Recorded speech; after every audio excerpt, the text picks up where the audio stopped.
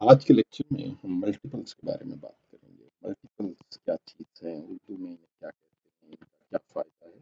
سب سے پہلی بات ملٹیپل، ملٹیپل کو ہم اردو میں حاصل ضرب کہیں گے۔ حاصل ضرب کہنے کی بات یہ ہے کہ اگر ہمارے پاس، ہم نے پہاڑے پڑے ہوئے ہیں پنجابی کے لحاظ سے، ایک دونی دونی، دو دونی چار، تین دونی چھ، تو اگر آپ یہ دیکھیے کہ ایک نمبر لیں اور ہم اس کے پہاڑے کے لکھتے چلے جائیے، 7، 7 دونی 14، 7 تیے 21، 7 چوکے 28، 7 پنجے 35، اور یہ معاملہ آگے تک چلتا چلا جاتا ہے۔ یہ جو پوائنٹس لگائے گئے ہیں اس کا مطلب یہ ہے کہ یہ خدنا لا متناہی، نہ ختم ہونے والا، لا متناہی، نہ ختم ہونے، لا نہ ختم۔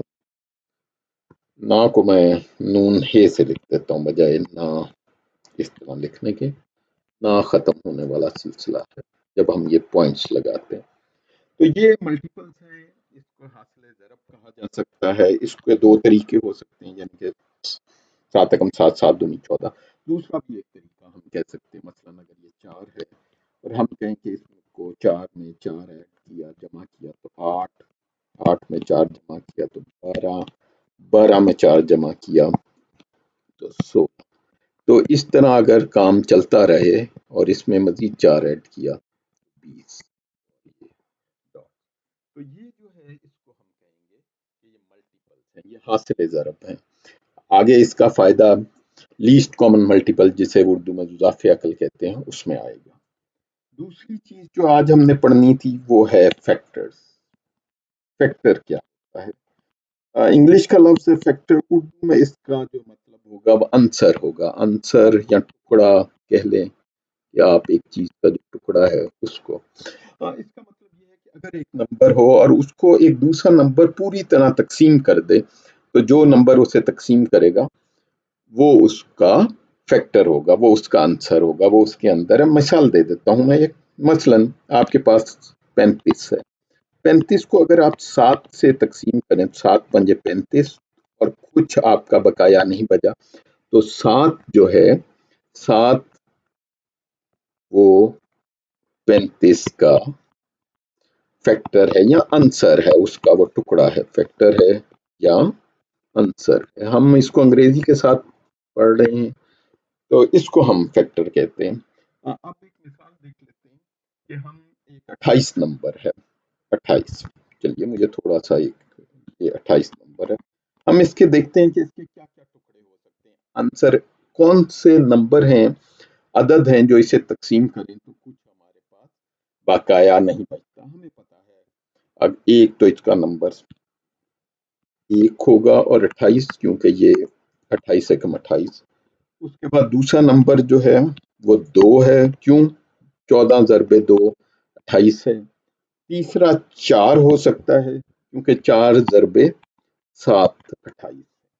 تو یہ اگر ہم دیکھیں، یہ تمام جو آپ کے پاس نمبر آئے ہیں یہ فیکٹرز ہیں، کس کے؟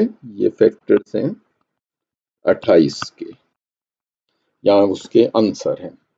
تو بس اس کے ساتھ ہم آج کا لیکچر ختم کرتے ہیں۔ آج ہم نے 2 چیزیں پڑھی ہیں، ملٹیپلس، ملٹیپلس کو ہم حاصل ضرب کہتے ہیں۔ میں اس کو ہائی لائٹ کر دیتا ہوں تھوڑا سا۔ حاصل ضرب کا مطلب یہ ہے کہ جو ضرب یا پہاڑا جو ہم نے یاد کیا ہوا ہے، 1 دونی دونی، 2 دونی 4، 3 تیے 9، تو 2 تیے 6، اس طرح کی چیز۔ دوسری چیز فیکٹرز ہے، انگریزی میں فیکٹر کا مطلب ہے عنصر، ٹکڑا۔